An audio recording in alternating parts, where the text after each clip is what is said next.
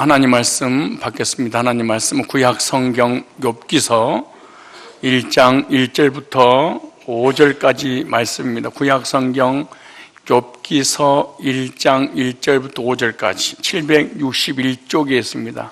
761쪽 욥기서 1장 1절부터 5절까지 한 목소리로 다 같이 읽겠습니다. 시작. 우수 땅에 욥이라 이름하는 사람이 있었는데 그 사람은 순전하고 정직하여 하나님을 경외하며 악에서 떠난 자더라. 그 소생은 남자가 7이요 여자가 3이며 그 소유물은 양이 7천이요 약대가 3천이요 소가 500결이요 암나귀가 500이며 종도 많이 있었으니 이 사람은 동방 사람 중에 가장 큰 자라. 그 아들들이 자기 생일이면 각각 자기 집에서 잔치를 베풀고 그 누이 셋도 청하여 함께 먹고 마시므로 그 잔칫날이 지나면 욥이 그들을 불러다가 성결케 하되 아침에 일어나서 그들의 명수대로 번제를 드렸으니 이는 욥이 말하기를 혹시 내 아들들이 죄를 범하여 마음으로 하나님을 배반하였을까 하미라. 욥의 행사가 항상 이러하였더라. 아멘. 오늘 본문을 중심해서 갑절의 복을 받는 삶, 갑절을 어떻게 받을 수 있는 것인가, 갑절을 받으려면 이러한 삶을 살아야 된다라고 말씀을 전하도록 하겠습니다. 인사하겠습니다. 갑절의 복을 받아 누리시기를, 갑절이 너무 적으니까 10,000,000배의 복을 받아 누리시기를 축복합니다. 시작. 갑절은 너무 작은 것 같은 생각이 들어서 지금 1,000원 있는데 갑절이 봐요. 2,000원. 그러니까 여러분이 가지고 있는 모든 영육관의 복을 10,000,000배로 받는 최고 해가 되시기를 바랍니다. 하나님께서 우리에게 복을 주시는데 2가지를 주십니다. 몇 가지를 주신다고요? 2가지. 하나는 일반 은총의 복이고 또 하나는 특별 은총의 복입니다. 따라서 일반 은총, 특별 은총. 일반 은총은 보통 은혜입니다. 이걸 보편적 은혜라고 합니다. 그런데 보통 은혜가 있으면 특별 은혜가 있다 이 말이죠. 특별 은총. 그러니까 특별한 사람에게 특별한 은혜를 주시는 것을 특별 은총이라 이렇게 말합니다. 특별은 특별한 사람에게, 그 다음에 보통은 이 보통 사람에게 주시는 것인데, 특별 은총은 아무나 누구나 받을 수 있는 것이 아니라 특별한 사람에게만 주시는 하나님의 절대적인 은혜인 것입니다. 특별 은혜는 다른 말로 택함받은 은혜, 구원받은 은혜, 영생주기로 작정된 자들에게만 주시는 이 은혜입니다. 그래서 이 구원의 은혜는 하나님이 택하시고 특별히 구별하신 사람들에게만 주신 은총입니다. 이 은총은 지구 인구 70억 인구 중에 아주 극소수에게만 사실은 해당되는 것을 특별한 은혜, 특별 은총 이렇게 말합니다. 이 특별한 은혜, 특별한 은총은 만세전에 그리스도 안에서 택함받은 은혜인데, 이 택함받은 은혜는 때가 되면 이 세상에 태어나게 하시고, 때가 되면 복음 있는 주의 종들을 만나게 하시고, 때가 되면 복음을 듣고 구원받고 오르게 돼서 하나님의 자녀가 되어 천국 간다는 확신을 갖도록 해주시는 것을 이게 특별한 은혜, 특별 은총이라고 말합니다.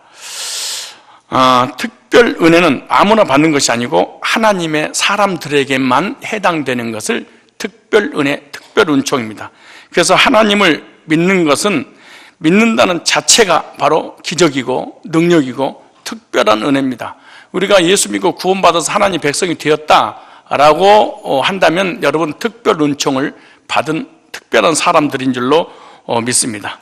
그래서 우리가 그리스도인들의 추구해야 될 신앙의 목표가 뭐냐?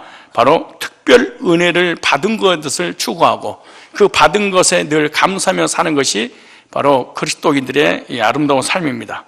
하나님이 예수 그리스도를 나를 위해서 이 땅에 보내시고 하나님 자녀 삼으시고 우리를 천국으로 데려가시는 것입니다. 그러니까 구원받은 사람은 특별한 은혜를 받았기 때문에 특별한 사람입니다. 인사하겠습니다. 특별한 사람이시군요. 시작. 옆 사람이 지금 어떤 사람이에요? 특별한 사람, 특별한 은혜, 특별한 은총을 받은 사람입니다. 그러니까 무수히 많은 사람 중에 너만 내가 이 복을 줄 거야, 이것을 구원의 은혜라, 이걸 잊어버려서는 안 됩니다. 보통 은혜는 구원받지 않는 사람, 또 구원받은 사람에게도 동일하게 임하는 것을 보통 은혜다, 이렇게 말합니다. 예를 들어서 하나님이 선인과 악인에게 똑같이 비와 눈을, 공기를, 산소를 주시잖아요. 이게 보통 은혜지요. 우리가 재물의 복을 받는 것도 보통 은혜입니다. 건강의 복도 보통 은혜지요. 이 세상에서 성공하는 것도 보통 은혜지요. 사고 나지 않고 재앙 만나지 않고 행복하게 사는 것도 보통 은혜입니다. 그러니까 물질의, 재물의, 건강의 여러 가지 은사를 받은 것 전부 다 이걸 보통 은혜라, 이렇게 보통 사람이 보통적으로 받은 은혜를 보통 은혜, 이렇게 말하죠. 우리가 하나님께 받은 여러 가지 방언이라든가 이런 은사들, 그리고 하나님의 사역을 위해서 필요한 여러 가지 은사들이 하나님을 섬기라고 도구를 주는 거지요. 이것은 보통 은혜라, 이렇게 말합니다. 여러분, 무슨 은혜가 더 중요할까요? 특별한 은혜, 특별 은총이 더 중요합니다. 그 특별 은혜를 받은 사람이 특별 은혜를 받았으니까 보통 은혜 필요 없어 라고 해서는 안 됩니다. 보통 은혜도 받아야만이 이 땅에서 우리가 행복하게 살아갈 수 있는 것입니다. 하나님께서 성도들에게 특별 은혜, 구원의 은혜만 주신 것이 아니라 일반 은혜도 주신다는 사실을 꼭 믿기를 바랍니다. 구원받은 성도가 이 세상에 살 동안에 우리에게 하나님께서 은혜를 주시는데, 그 은혜를 하나님은 받아서 우리가 누리기를 원합니다. 건강도, 재물도, 은사도, 기도에서 응답받는 것, 전부 다 이것이 보통 은혜입니다.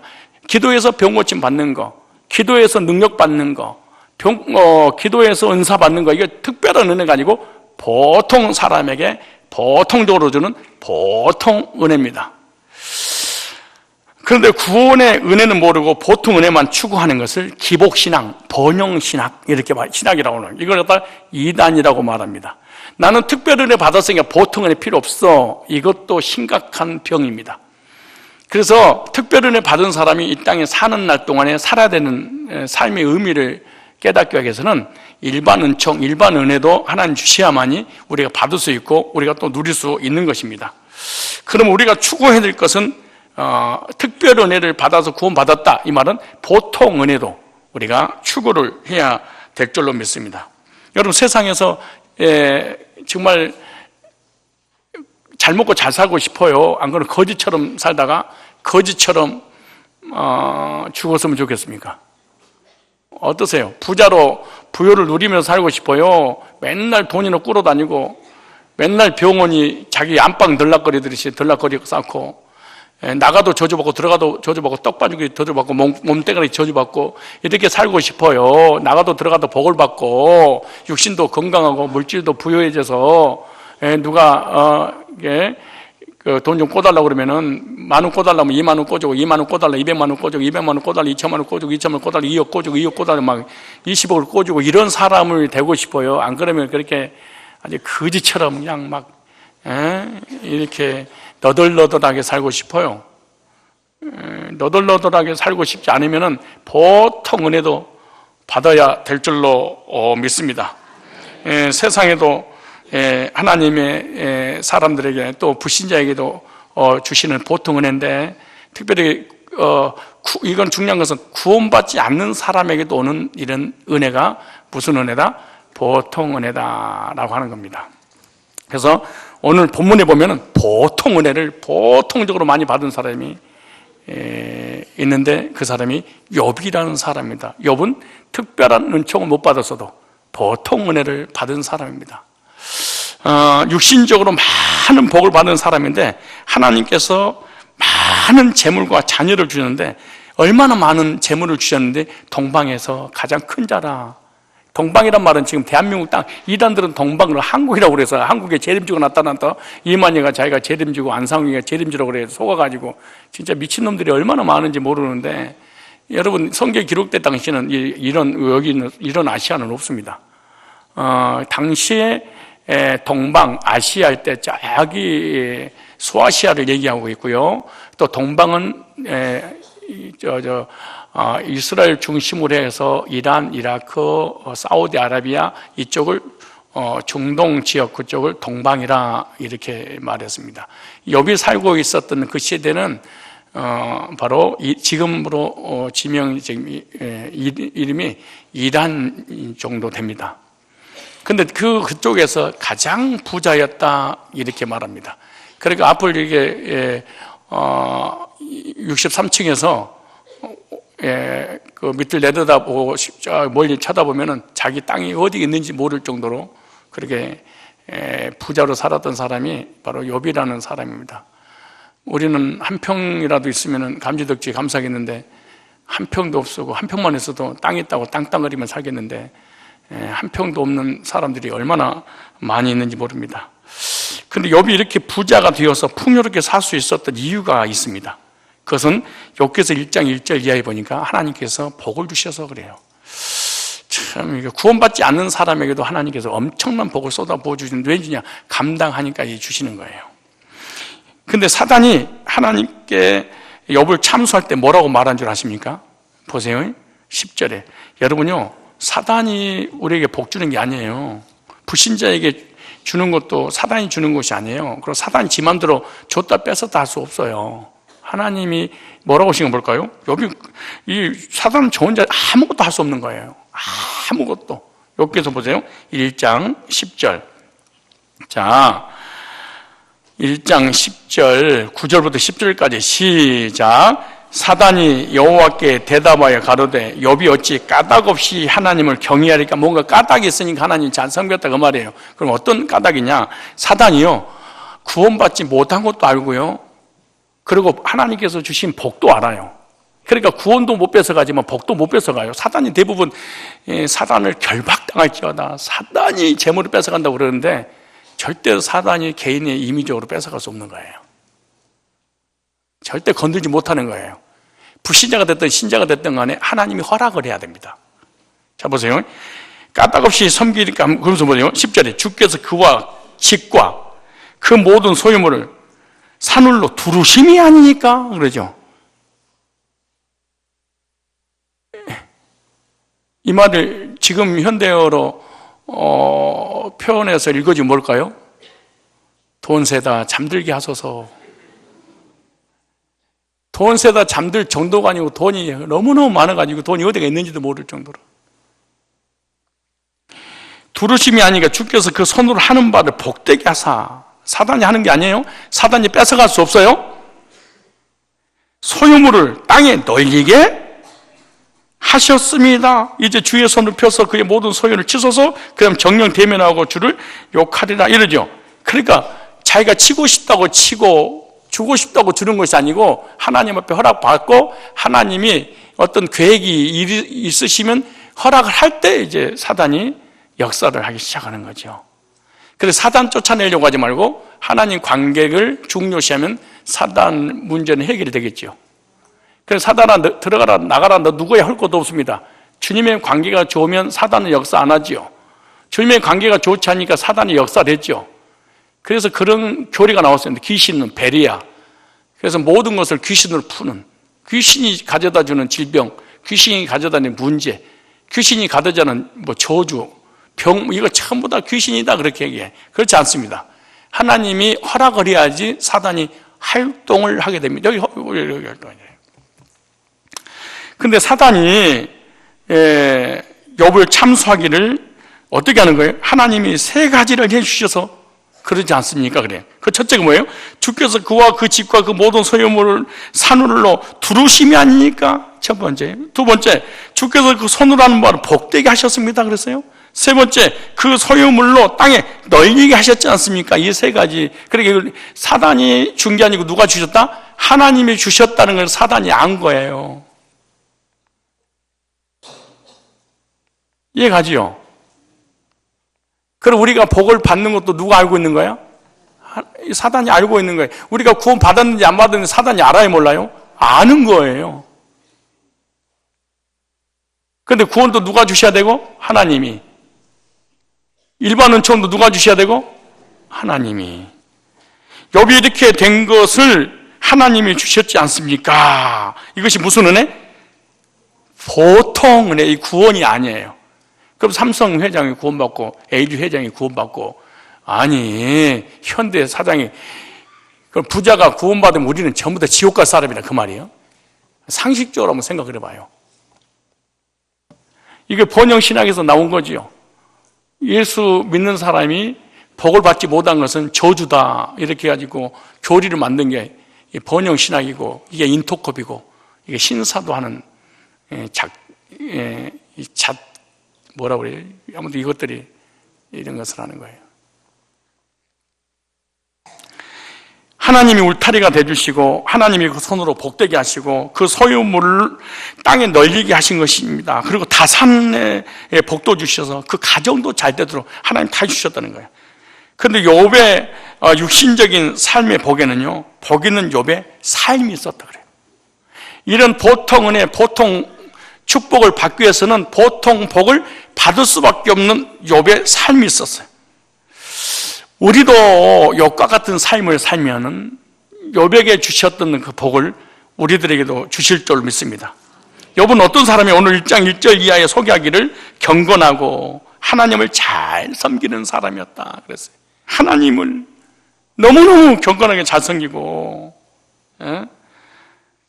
그런데 구원은 받지 못한 사람이라는 걸 명심하셔야 됩니다. 나중에 이제 고난을 통해서 이 하나님께서 구원의 은총을 이제 베풀어 주에, 고난이 안 오면은 이 복을 하나님 주셔서 구원 받아서 받는 줄 착각해 버리니까 이것이 없어져야만이, 이거는 구원이 아니었구나 깨닫죠. 신약에도 욥처럼 경건하고 거룩하고 의로운 사람이 있는데 똑같은 사람입니다. 내적으로 외적으로 율법을 100% 지켰던 사람이 고넬료입니다. 신약에는 고넬료, 구약에는 욥.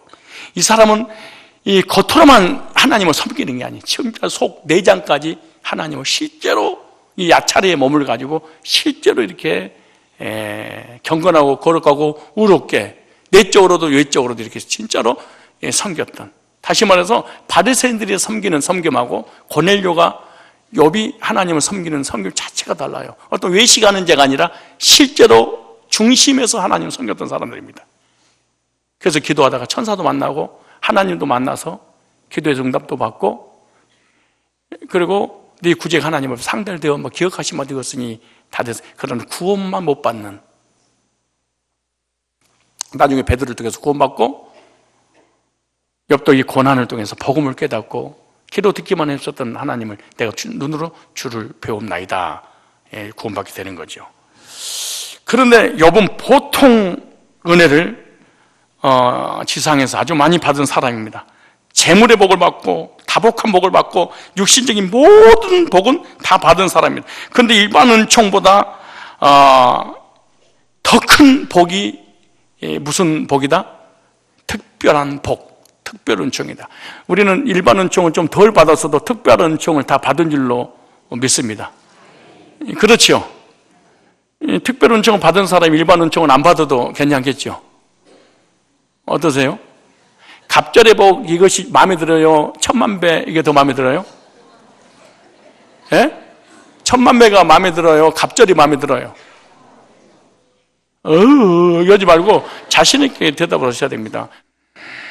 오늘 본문을 통해서 욥이 구원받는 장면을 말씀드리고자 하는 것이 아니라 삶으로 적용해서 일반 은총에 대해서 말씀을 드리려고 합니다. 욥이 이렇게 복을 받을 수밖에 없는 이유, 욥이 이렇게 일반 은총을 이렇게 많이 받을 수 있었을까? 욥이 이 복을 받을 수밖에 없는 그런 삶을 살았다는 거예요. 오늘도 우리 역시 욥의 복을 받기를 원한다면 욥이 어떤 삶을 살았는가 조명을 하고 교훈을 얻어서 나도 욥처럼 삶에 적용만 한다면 욥의 복을 받아 누리게 될 줄로 믿습니다.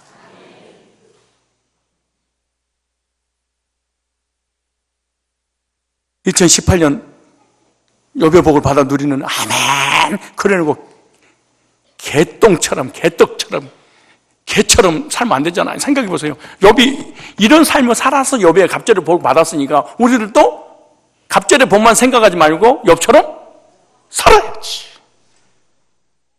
오늘 5절 보세요. 오늘 본문 5절. 자, 하나만. 오늘 본문을 가지고 여러 가지 원리가 있는데 오늘 한 가지만 하려고 합니다. 한 가지만.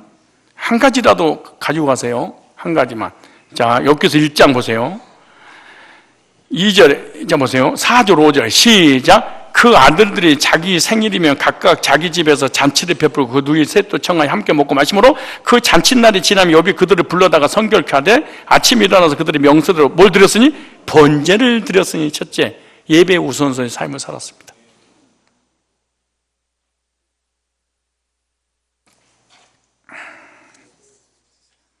무슨 순위를 살았어요? 예배 우선순위 삶. 욥은 하나님 앞에 제사를 드린 일에 우선순위로 헌신을 했습니다. 그래서 욥이 복을 받을 수밖에 없는 그런 삶은 자녀들이 10명인데 한 사람 한 사람에 대해서 가족들의 번제 숫자를 세고 그 숫자에 맞도록 하나님 앞에 번제를 올려드렸습니다. 번제는 동물을 잡아서 불태워 제단에 드리는 제사입니다. 가족이 10명이면 10마리를 드린 거죠. 굉장한 헌신이죠, 사실은요. 소라든가 염소라든가 양이라든가 이걸 예배 때마다 10마리씩 잡아서 하나님 앞에 드린다고 생각하면 쉬운 일이 아닌가. 우리는 1,000원짜리 5,000원짜리 10,000원 헌금하기도 내 손이 중풍기가 있어가지고 막 떠는데, 아니 생각해보면 소주머니 헌금을 하려고 손을 쑥 놓았더니 아니 세상에 10만 원짜리 수표가 나오잖아. 너무 충격받고 그 집어넣으라고 10분 걸렸대잖아요. 한참 집어넣다 보니까 또 꺼내니까 이게 5만 원짜리 나오네. 이게 돈이 오해됐구나. 다 집어넣었대. 10,000원짜리 나오네. 야, 왜 이래 너. 1,000원짜리 나오니까 휴 살았다. 그거 내기도 너무너무 벅차서 시험 드는데 1,000원짜리도. 근데 가족이 10명이라니까. 부부 12명이에요. 근데 소를 잡아서 하나님 앞에 번제를 올려드렸으니 얼마나 믿음이 좋고 얼마나 큰 헌신했는가 한번 생각해 보십시오. 욥기서 1장 5절에 보면 욥의 행위가 항상 이러하더라. 하나님 복 주신 거예요. 욥의 행사 항상 예배 드린 일에 항상 헌신했더라. 예배에 생명을 걸었다는 거예요. 예배 헌신하기 위해서 우선순위가 딱 정해졌다는 거예요. 오늘 우리의 믿음의 삶이 이렇게 되어야 될 줄로 믿습니다. 믿음의 사람들은 하나님 앞에서 제사를 드리는 일에 헌신할 때 하나님이 일반 은총, 일반 은혜 또 주실 줄로 믿습니다. 구약에는 많이서 예루살렘에 예배 드리러 왔잖아요. 예? 우리 교회도 예배 헌신하기 위해서 저기 강원도에서, 전라도에서, 강주에서, 영암에서, 충청도에서, 일산에서, 서울에서 막 전국에서 오는데 왜 그렇게 가능할까요? 예배 우선순위 삶을 결정했기 때문에 그러는 거예요. 예배를 위해서 시간을 드리고 물질을 드리고 마음을 드리는 것은 욥의 복을 받을 수밖에 없는 비결인 줄로 믿습니다. 우리가 하나님 앞에서 예배를 드릴 수 있는 자체가 사실은 특권입니다. 왕을 아무나 섬깁니까? 임금을 아무나 섬깁니까? 대통령을 아무나 섬깁니까? 요즘은 아무나 섬기지. 아무튼 하나님을 아무나 섬깁니까?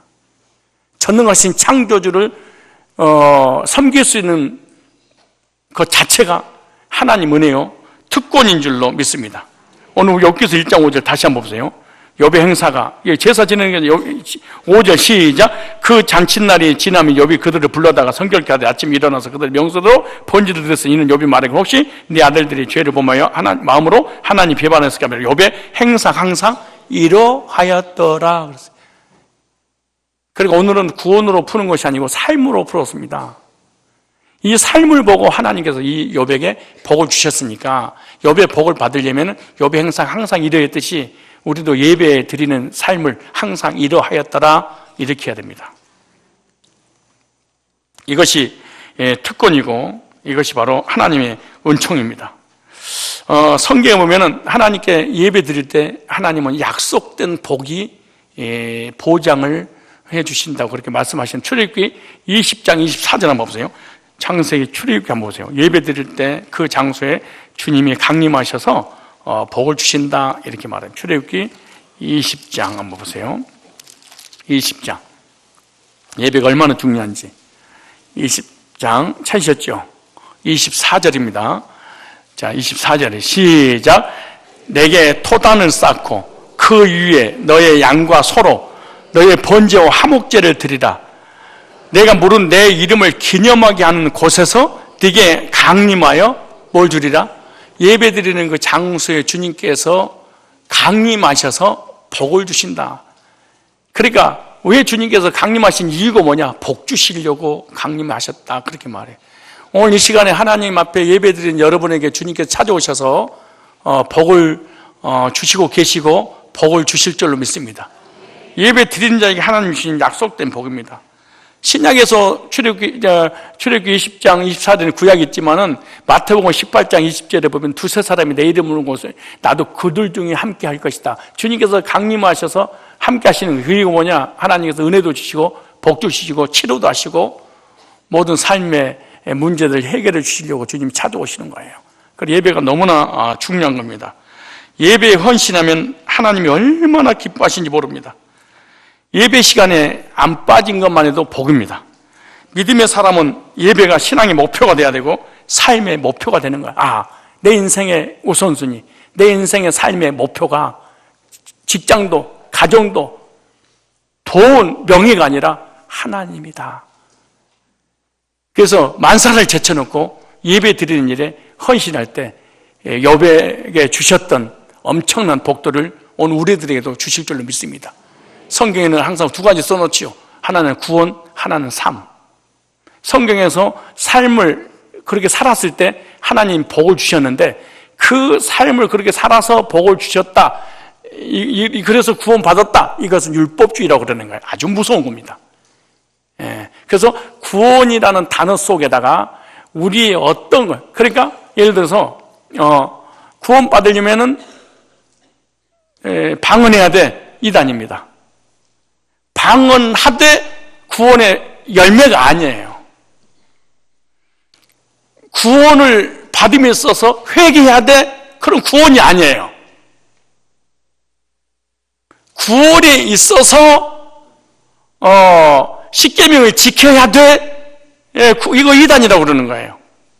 구원은 전적인 100% 하나님께 달려있는 거죠. 그때 이제 삶의 복은 이렇게 나와요. 욥이 하나님 앞에 예배의 우선순위의 삶을 항상 이렇게 살았더라. 이렇게 하니까 하나님께서 삶의 복을 주셨다. 이렇게 말씀하고 있는 거예요. 그래서 영적으로 적용할 것인가 삶으로 적용할 것인가 이것이 너무나 중요한 거예요. 내가 오늘 욥기서를 강의할 때 성도들에게 구원을 받게 되겠다. 그런 욥기서를 어떻게 풀어야 될까요? 구원받지 못한 삶도 얼마든지 복을 받을 수 있다. 이렇게 하겠죠. 그런데 우리가 구원받았어. 구원받은 사람이 어떻게 해야 돼요? 구원받았으니 욥처럼 살아야 되지 않겠냐. 이렇게 살아야지 구원받는다. 그럼 율법주의 맞아요. 그래 구원받았으니까 구원받은 백성으로서 삶을 뭐 해야 돼? 살아야지요. 이것이 바로 그리스도인이 추구해야 될 이런 말씀의 원리들입니다. 그 성경에 보면 믿음의 조상들의 특징이 하나 있는데 하나님께서 말씀을 주시고 구원해 주시면 언제든지 예배의 단을 쌓아요. 여러분 믿음의 조상 아브라함도 창세기 12장 7절로 8절에 보면은 하나님께 예배를 드렸더라 그렇게 말합니다. 여보세요. 창세기 12장 보세요. 창세기 12장 7절 한번 볼까요? 자, 창세기 몇 장? 12장 7절로 8절에. 자, 아브라함, 이삭, 야곱의 공통점이 있습니다. 직업이 뭐냐? 예배였어요. 본업이 예배였습니다. 그들이 살아가는 모든 삶의 삶은 뭐냐? 부업이었죠, 사실은. 여러분, 부업이 잘 돼야 돼요. 본업이 잘 돼야 돼. 예? 여러분, 자기 본업이 있는데 부업을 하면은 본업보다 더 복 많이 받는다고, 돈 너무 많이 번다고 이게 다단계잖아요. 그렇게 다단계다가 좀 되니까 본업을 때려치다가 다단계가 잘못되는 바람에 본업까지 다 망하게 돼버린 일이 얼마나 많아요. 우리의 본업은 하나님을 섬기는 거예요. 예배 드리는 거예요.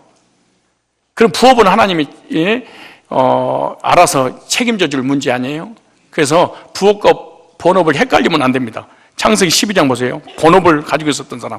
12장 1절로 3절을 보니까 하나님께서 복을 주신다고 약속했어. 그 약속이 믿어지니까 7절에 시작.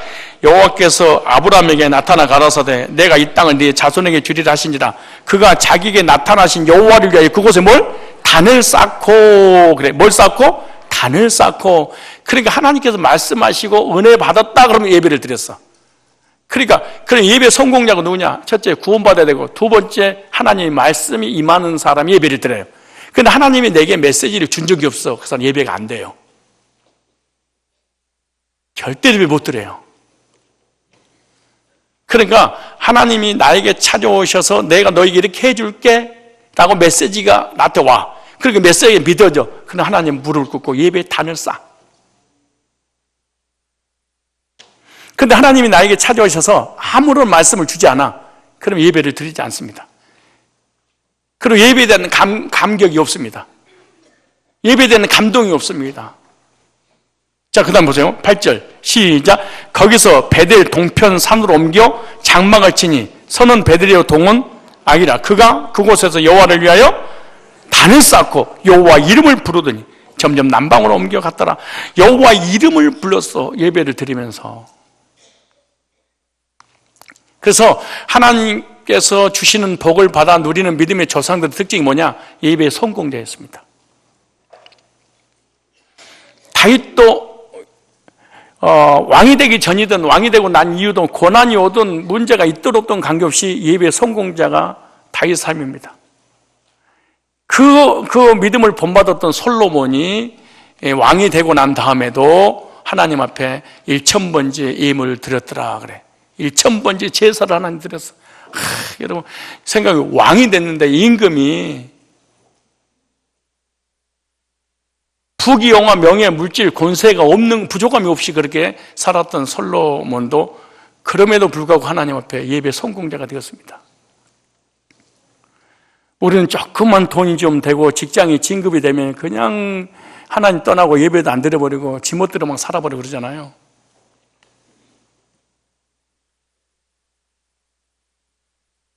우리 열왕기상 한번 보시죠. 열왕기상. 오늘 이 말씀을 한번 읽어봅시다. 열왕기상. 이 말씀, 자, 열왕기상 3장 한번 볼까요? 열왕기상 3장. 잘 보세요. 자, 찾으셨죠? 515페이지예요. 열왕기상 3장 1절에 보세요. 솔로몬이 애굽 왕 바로로 더불어 인연을 맺어 그 딸을 취하고 데려다가 다윗을 쭉 얘기하면서 뭐라고 말씀하냐면은 4절에 찾았어요? 시작. 이에 왕이 제사하려 기브온으로 가니 거기는 산당이 큽니다.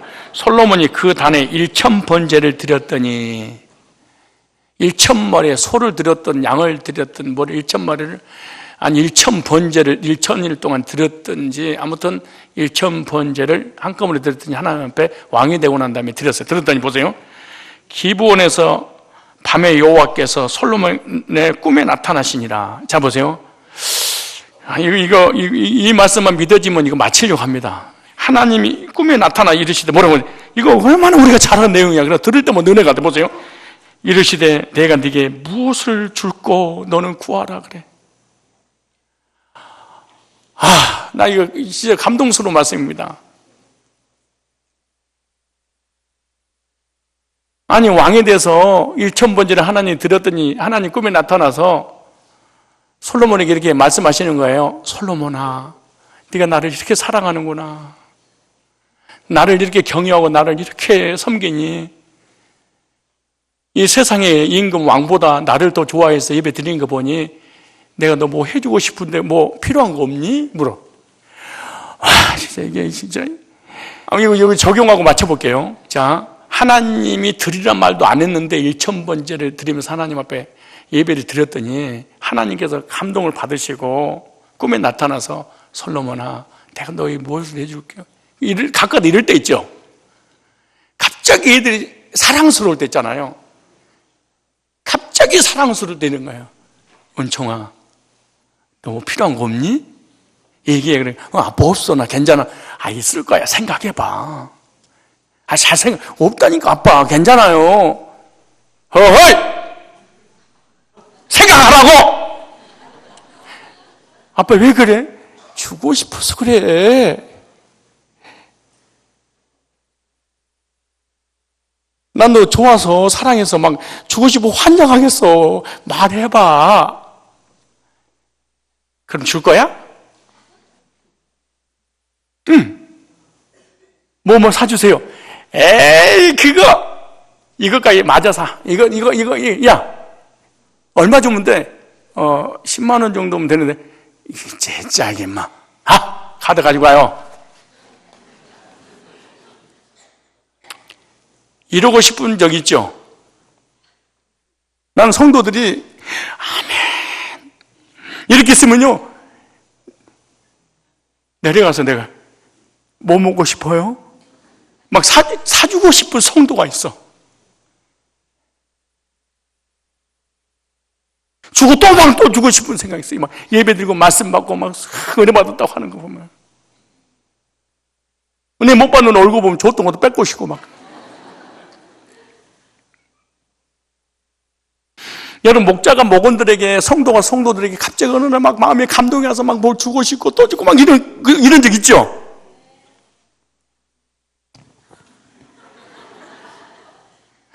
갑자기 막 축복해주고 싶은 그런 일 있잖아요.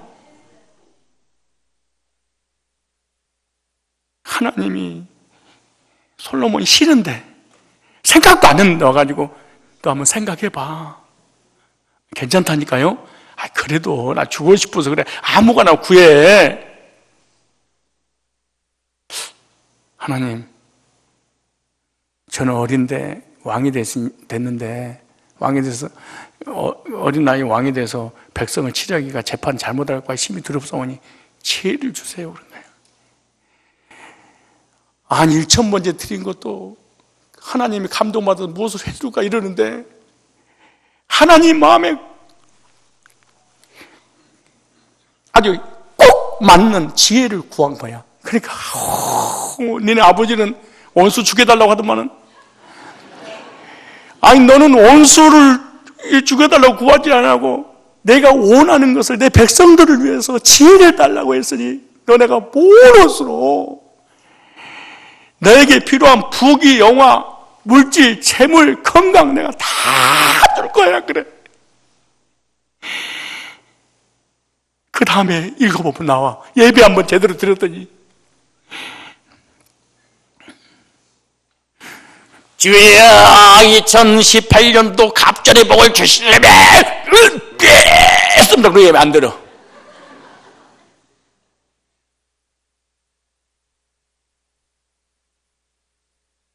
자, 이제 우리에게 적용을 해볼까요? 적용을 해봅시다. 여러분 스스로 여러분의 믿음을 한번 점검을 할 때인데 어떻게 점검하냐 그러면 혹시 예배드리고 기도하고 있는 중에 여러분 마음속에 이런 감동이 혹시 왔어요? 내가 너에게 무엇을 해줬으면 좋겠니? 마음 놓고 구해. 응? 이렇게 하나님의 음성이 마음을 통해서 그렇게 깨달은 적 있으세요? 왜 하나님 앞에 당당하게 하나님, 내가 하나님이 너에게 뭐 해주고 뭘 원하니? 이런 믿음이 안 생긴 이유가 뭘까요? 그것은 우리 인간이 하나님을 향한 열등감 때문에 안 되는 거예요. 누구를 향한 열등감? 사람은요, 사람과 사람의 관계만 열등감이 오는 줄 알아. 그렇지 않아요. 하나님에 대한 열등감은 내가 가지고 있는 그 어떤 것이 필요도 구하지 못하는 게 하나님에 대한 열등감, 이걸 다 믿음의 열등감이라 그렇게 말하는 거예요. 그 믿음의 열등감이 언제 생기냐?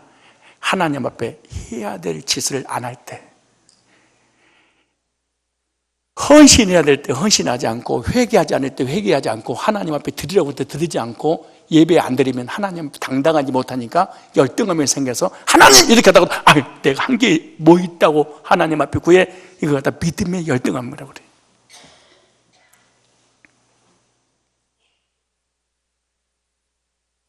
예배 생활, 말씀 생활, 기도 생활, 헌신 생활 못하는 사람 특징은요, 하나님 앞에 기도 자체가 안 나와.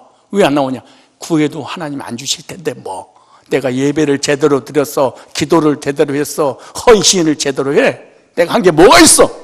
그러니까 하나님이 나 같은 걸 기도해도 들어주지 않아. 이런 확신이 와버려요. 이게 무슨 열등감이에요? 믿음의 열등. 믿음의 대상인 하나님을 향해서 잘못된 믿음으로 인한 열등감이 딱 생겨버리는 거예요. 그런데 건축원하고 11조하고 예배 드리고 헌신하고 잘못하고 회개하고 이런 사람 믿음의 열등감이 사라지니까 하나님 앞에 당당하게 구할 수 있는 거예요. 여러분 마음속에 주님이 지금 찾아오셔서 내가 너에게 뭘 해주기를 원하니? 뭐 해줬으면 좋겠어? 이런 감동이 오나요?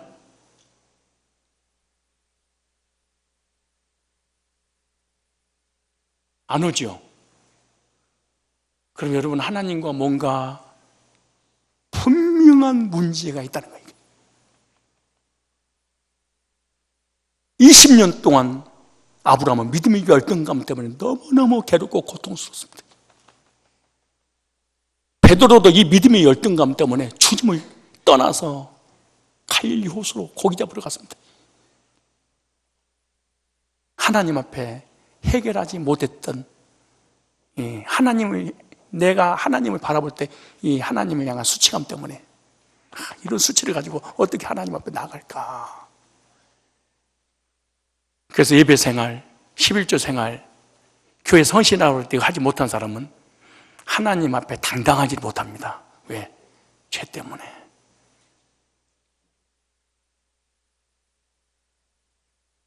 한번 읽어보세요. 자, 다시 오늘 열왕기상 3장. 자, 찾아보세요. 자, 5절 시작. 기브온에서 밤에 여호와께서 솔로몬의 꿈에 나타나시니라. 하나님이 이르시되 거기다 니를 갖다가 하나님이 나에게 광종 이름을 넣고 광종에게 무엇을 줄고 너는 광종이는 구하라.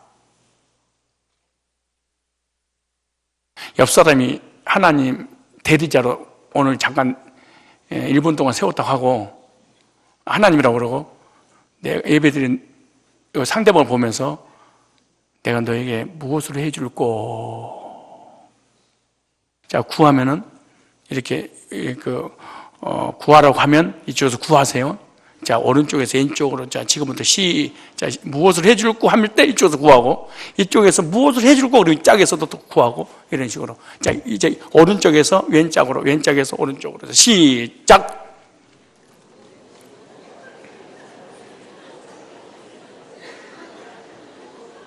그럼 하나님 입장에서 또 얘기하는 거야. 한번 생각해봐. 뭐든 구해. 내가 주고 싶어서 그래. 시작.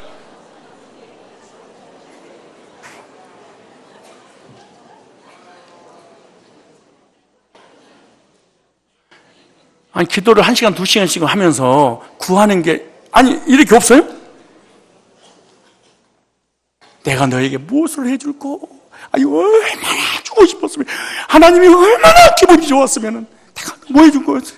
보여줬으면 좋겠어. 부모가 자녀를 볼 때 너무너무 예쁘잖아. 그 손주들이. 우리 손주 뭐 해줄꼬? 헤르비가 줄게 뭐 해줄꼬? 강아지 새끼. 헤르비한테 구해. 내가 다 줄게. 그런 할아버지 있나요, 없나요? 할아버지가 돈이 없어서 진짜로 달라고 오면 어떡할 겁나서 뭐 해줄 거 말을 못하는 거예요? 하나님께서 여러분에게 지금 찾아오셔서 예배드리고 있는 여러분에게 찾아오셔서 이렇게 내가 너에게 뭐 해줄 거? 그럴 때 뭐 주세요? 구할 거 준비됐나요?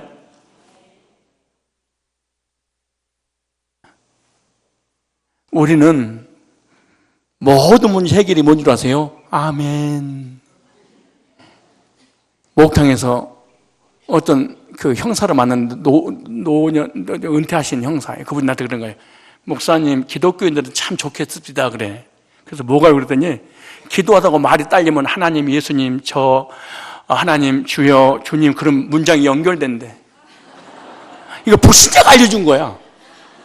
불신자가 기독교인은 너무너무 말을 못하는데 말을 잘한 것처럼 느껴진대, 자기가. 왜냐? 문장을 연결하다가 단어가 떠오르지 않으면 하나님, 주님, 성령께서 인도하시고, 주님, 하나님, 아멘. 그러면 모든 문장이 연결된다네.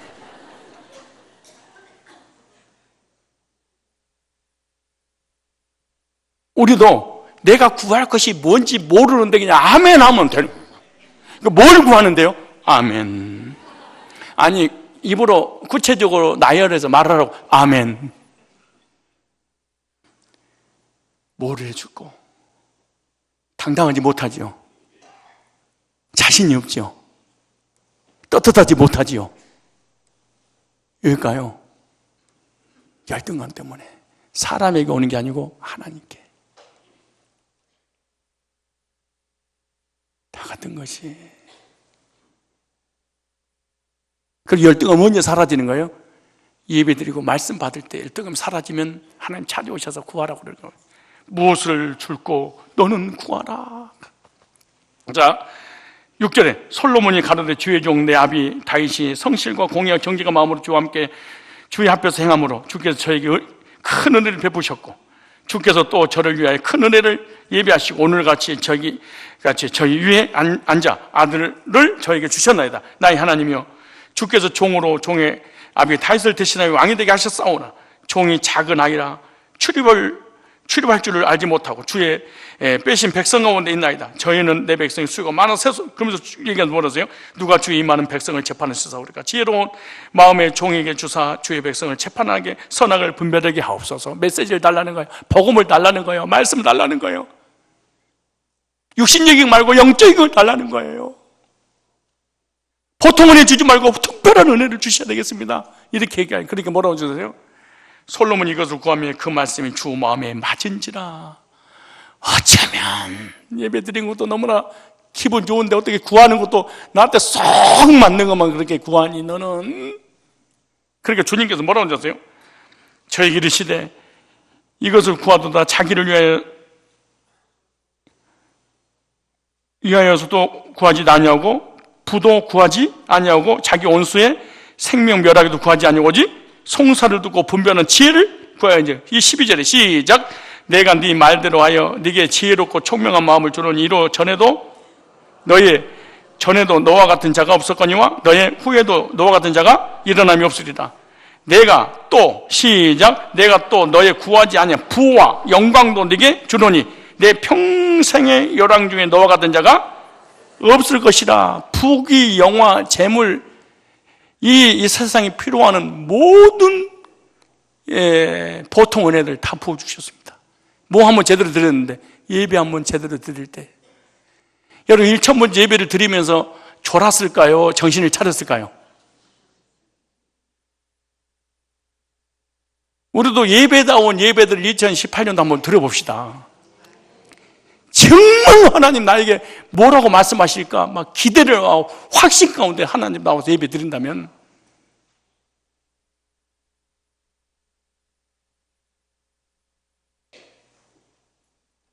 우리가 예배에 성공하지 못하는 우선순위의 문제고 예배에 와서도 말씀을 제대로 받지 못하고 좋은 이유는 뭔지 아세요? 이 예배를 하나님이 안 받아주셔서 그럴 거예요. 그럼 하나님 예배 안 받아주신 이유가 뭐냐? 예배 드리기 위해서 집에서 출발할 때 하나님 예배를 받으시고 예배를 또 나에게 무슨 말씀을 하실까? 이 말씀에 대해 기대 자체가 없이 출발을 했어. 내 말이 100% 맞아요. 그러니까 예배에 대한 감동도 말씀에 대한 감동 자체가 없어. 그러니까 교회 와서도 말씀에 귀를 기울 필요가 없지. 그러니까 그냥 앉아있어 버리는 거예요. 그래서 종교에 돼버리는 거예요. 근데 생각해보세요. 하나님 내게 물질의 문제, 건강의 문제, 영적인 문제, 육신의 문제, 나의 삶의 문제, 자녀의 문제를 분명히 하나님은 오늘 예배 시간에 말씀을 통해 나의 확증을 시켜주실 거야. 회복시켜 주실 거야. 그리고 예배 드리러 나올 때 어떨까요? 귀가 하나님을 향해서 열려서 얼마나 그 말씀에 한마디 한마디 반응을 보일까요? 근데 예배 드리러 올 때 우리는 종교인으로서 형식적으로 그냥 일요일이니까 예배 드리기 위해서 가버리는 거예요. 그러니까 내가 너에게 무엇을 해주고 이 메시지 못 듣고 와버려. 그럼 언제부터 잘못된 거예요? 출발할 때부터 이미 이 사람은 일주일 동안 신앙생활 자체가 잘못돼 버린 거예요. 무슨 말씀인지 이해가 가시죠? 한 절만 찾고 마치겠습니다. 시편 128절. 자, 예배 드리러 올 때 이런 마음을 한번 가지면서, 이 시편 128편이에요. 자, 내가 신방 가서 자주 하는 말씀인데요. 이 말씀을 한번 붙잡고 우리가 예배 드리러 한번 와보십시오. 자, 보세요. 지금 예루살렘 성전에 오기 전 예배 드리기 위해서 집을 나설 때 마음을 얘기하는 거예요. 지금 이 말이 중요한 거예요. 우리 한번 진짜 우리 장로님들 권사님들 한번 진짜 예배 드리기 전에 드리기 위해서 오기 전에 마음의 상태를 이렇게 그려놓은 거예요. 이게 잘 봐요. 여호와를 경외하며 그 도에 행하는 자마다 복이 있도다. 예배 드리는 자, 하나님 경외 예배 드리는 거잖아요. 근데 복이 있대. 근데 복을 그 예배 드리러 가는 사람이 그 예배 드리러 가면 그 장소에서 하나님 이런 복을 주신다 기대를 가지고 갔어요. 어떻게 보냐 보세요. 이렇게 내가 네 손이 수고한 대로 먹을 것이라. 네가 복되고 형통하리로다. 산업의 복이네. 형통의 복이네. 그럼 예배 드리러 오는 사람 마음이 오늘 예배 드리기 위해서 하나님 앞에 나갈 때 하나님 나의 모든 물질에, 재물에, 사업에, 직장에 형통의 복을 주신다고 했지라고 기대하면서 가는 이 마음 좀 봐봐. 어떤가? 예배 지금 안 드리겠다니까? 예배 드리러 가는 마음이에요. 지금 마음.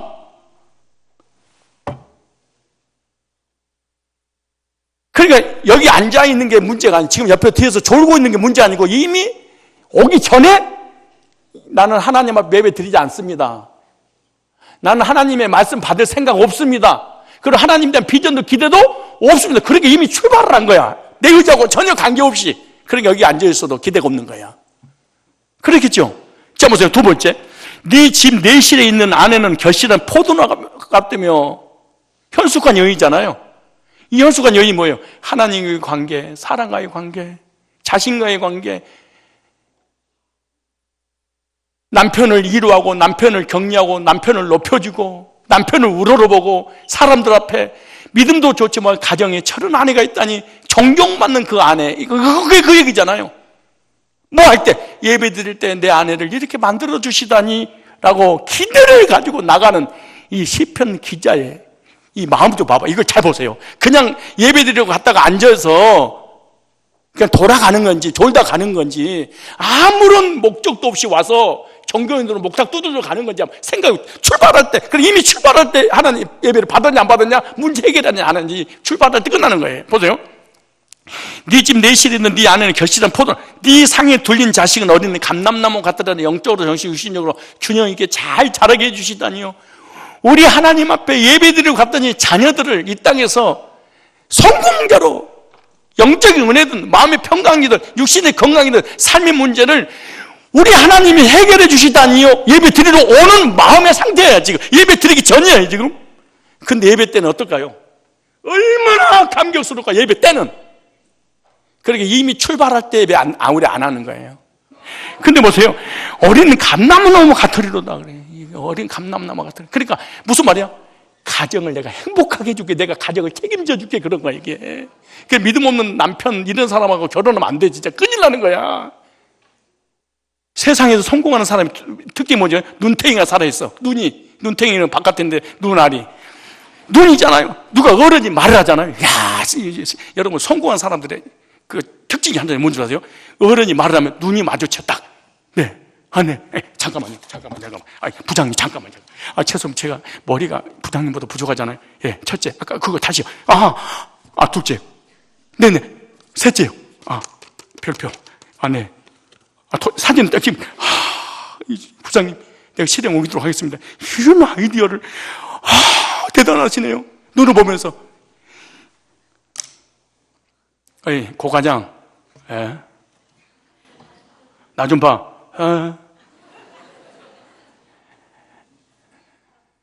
눈이 죽어있는 사람은 연애하면 안 됩니다. 안녕하세요. 밥통도 아니고 말이야. 하나님의 메시지 맞잖아. 하나님 무슨 말씀을 눈을 떠보고 하나님 보면서 맞아요. 하나님 그렇죠.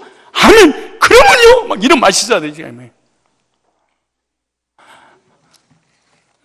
심각하잖아요. 그렇지 않겠어요? 무슨 갑절을 주겠어요. 갑절을 뺏어갔으면 좋겠는데. 자 보세요. 이 가정도 누가 책임져? 남편이 책임져. 하나님 책임. 그다음 보세요. 또 보세요. 6절에 네 자식의 자식을 볼지어다 고조 할아버지까지 만들어준대. 최소한 징조. 아니 자식의 자식을 보는데 뭐요? 무병장수까지 내가 책임져 줄게. 그거 무병장수 골골백세가 아니고 내가 너 무병장수 만들어줄게. 언제? 예배 드릴 때 그러라고요? 야 예배 드리 오기 전에 생각해봐요. 이 시편 기자 좀 봐봐요. 그때 무슨 뭐라는가? 자 근데 5절에 이 복을 어디 주는 거 보세요. 5절에 어디서 주시는가? 여호와께서 시온에서 내게, 시온 교회죠. 원래 시온이 성산이라는 뜻입니다. 교회에서 내게 뭘? 복을 주실지어다. 너는 평생에 예루살렘 보면 평강의 도시. 이거 너 예배 드릴 때 내가 줄 거야 라고 하는 이 말씀을 기억하고 집에서 출발할 때 이런 기대를 가지고 온다면 우리 예배 어떨까요? 지금 이 자리에 여기 앞에 저기 지금 이미 다 찼어요. 여기 찼어요. 이 앞자리에. 근데 이런 확신도 기대도 믿음 자체가 없이 예배 자체가 안 되니까 맨 뒤에 앉아있다가 축도 끝나기 전에 바람가게 사라져버리고 막.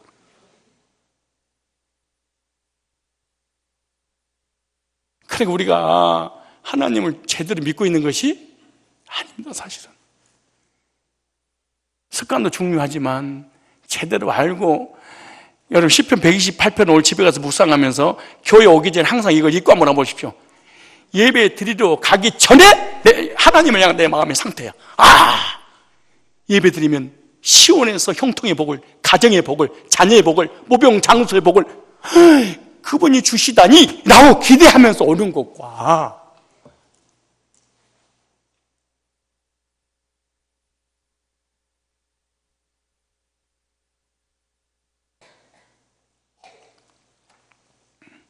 여러분 얼굴 보니까 하나님이 찾아오셔서 그렇게 말씀하신 것 같아요. 내가 너에게 뭐 해줄까? 라고 하지 않을 것 같은 생각이 들지요. 여러분 표정이 그래. 절대 하나님이 내게 응답 안 해줄 것 같아. 열등감 해결하세요. 무슨 열등감? 믿음의 열등감. 첫째, 구원받고. 두 번째, 해야 될 짓거리를 안 할 때 믿음의 열등감 생기는 거예요. 이 두 가지. 하나는 구원의 문제 해결 안 될 때, 두 번째 구원받고 난 다음에 마땅히 성도로서 예배라든가 11조 생활이라든가 기본 성도의 기본을 안 하면 이 사람이 열등한데 하나님 못 나가. 그래서 2018년도 욥의 복을 받아 누리기를 원하고 내가 너에게 무엇을 해줄 거라고 한다면 가정의 복도, 건강의 복도, 자녀의 복도, 사회의 복도, 평강의 복을 받아 누리기를 원한다면 꼭 2018년도 어떻게? 예배 성공하시되 그냥 성공하지 말고 헐떡이는 마음으로 집에서 이미 출발할 때, 지금 벌써 예배 끝날 때는 되니까 밥은 오늘 음식은 뭘까? 메뉴가 뭘까? 아유 김치찌개가 올라오는 냄새가 벌써 기대를 하고 밥을 먹고 이러잖아요. 똑같은 이게 형태.